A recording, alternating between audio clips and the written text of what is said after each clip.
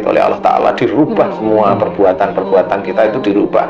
Mulut kan sebenarnya semuanya kalau di neraka itu orang disiksa itu apa? Ya mulutnya, ya lidahnya. Nah kalau lidahnya menyimpan marah dengan orang tua, atau sering marah dengan istri, atau sering marah dengan suami, dan dia kena kanker lidah, besok itu di neraka itu ya itu yang disiksa.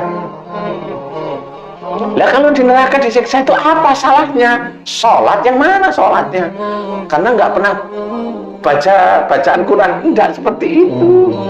Lalu orang sendiri baca bacaan Quran ada ujub riak juga banyak. Nah disinilah yang harus kita ketahui bahwa harus hati-hati menjaga telinga, harusnya untuk mendengarkan semua yang baik, yang buruk itu didengarkan. Yang buruk jangan menjadi marah, yang buruk jangan menjadi gibah, yang buruk jangan menjadi macam-macam. Yang baik didengarkan, dikerjakan. Yang baik jangan menjadi ujub, yang baik jangan menjadi ya bangga atau gibah lagi sama. Yang baik jangan minteri. Tahu baru dengar, baru ngerti ayat ini artinya ini, belum satu hari udah ngomong aja. Nah itu kan keminter namanya. Nah, kamu itu belum ngerti, kamu itu baru ngerti ininya, baru ngerti apa namanya, kulitnya aja. Artinya seperti ini, udah ngomong ngalor itu kan namanya sombong. Gak ngerti aslinya seperti itu. Nah itu yang Allah nggak suka sebenarnya. Nah itu ya sama, itu tugas mulut sama tugas telinga.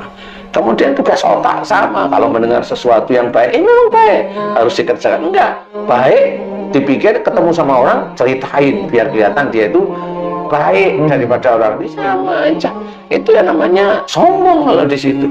Dah bisa, nah itu nanti telinganya kena, otaknya kena, minterin, mulutnya juga kena. Kenapa? Dia hanya bisa ngomong, tapi belum ngerjain. Nah itu sama, jadi di neraka itu yang begitu-begitu. Jadi nggak bisa main-main. Fungsinya hati meyakini sesuatu yang baik, sesuatu yang benar. Apa? Salah satunya iman kepada Quran, iman kepada Allah, iman kepada malaikat. Itu yang benar diyakini. Enggak, di situ ada kiai hebat bisa kebal, diyakini, ya hatinya rusak nanti. Oh ilmunya itu hebat bisa, itu rusak. Itu meyakini sesuatu yang musyrik. Itu tugasnya hati seperti itu.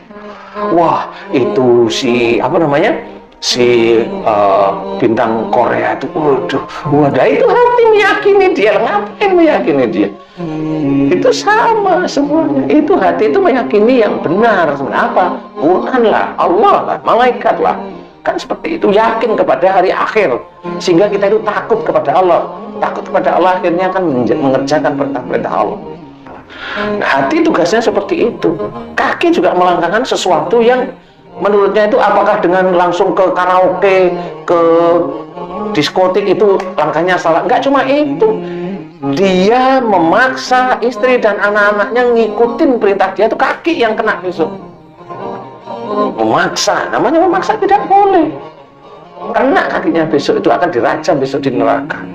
Makanya nggak boleh memaksa seseorang. La ikraha fid din, tidak ada paksaan di dalam agama Islam, agama kita itu tidak ada. Nah disitulah harus kita ketahui, kita jaga, sehingga akidah-akidah itu kita bawa setiap harinya. Yang namanya ingat kepada Allah Ta'ala itu tidak hanya cuma zikrullah aja.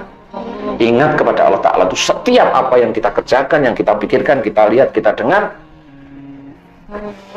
itu ada ayat-ayat Allah. Tidak cuma hanya zikrullah. Kalau pas lagi nganggur boleh, tapi zikirnya untuk apa? Zikir biar apa? Biar dekat sama Allah. Dekat sama Allah itu kerjain apa yang di dalam sunnah Rasul, itu dekat. Kalau hanya cuma zikrullah semua bisa dikerjain, boleh. Jadi dekat sama Allah Ta'ala itu sedekah, itu juga dekat. Dekat sama Allah Ta'ala itu dengan tidak marah, karena Allah itu dekat. Dekat dengan Allah, kepada Allah, dengan Allah itu dengan sayang kepada istrinya karena Allah, itu dekat. Dekat kepada Allah Ta'ala itu ngajak anaknya yang pulang pagi itu diajak, jangan pulang pagi tapi dengan kata-kata yang baik, itu dekat sama Allah Ta'ala. Maunya dekat sama Allah Ta'ala, tapi kalau ada anaknya nakal, ngamuk, gimana? Nggak bisa seperti itu, nggak boleh. Nah disinilah yang namanya dosa itu.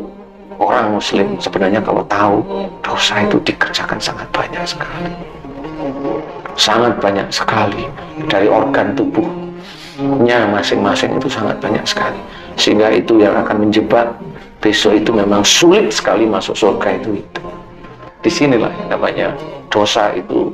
Orang muslim sebenarnya kalau tahu dosa itu dikerjakan sangat banyak sekali, sangat banyak sekali dari organ tubuhnya masing-masing itu sangat banyak sekali, sehingga itu yang akan menjebak. Besok itu memang sulit sekali masuk surga itu. Nah, inilah pelajaran-pelajaran tauhid dari organ-organ tubuh ini yang sama, itu tauhid. Nggak bisa. Tangan ini bisa menjadi pekerja karena Allah, bisa menjadi pencuri nomor 1. Otak itu bisa bekerja karena Allah, bisa menjadi pencuri nomor 1. Wong kita itu mendengarkan lintalahum, lemah lembutlah kamu kepada mereka. Itu perintah nggak dari Allah? Perintah. Tapi kenyataannya susah lah. Gimana coba? Seperti itu. Nah, ini harus kita ketahui. Susah sekali namanya masuk surga. Fa'fu anhum, maafkan mereka. Kamu tadi juga cerita, aduh memaafkan orang itu emang susah ya. Maunya marah aja. Lah ya emang susah.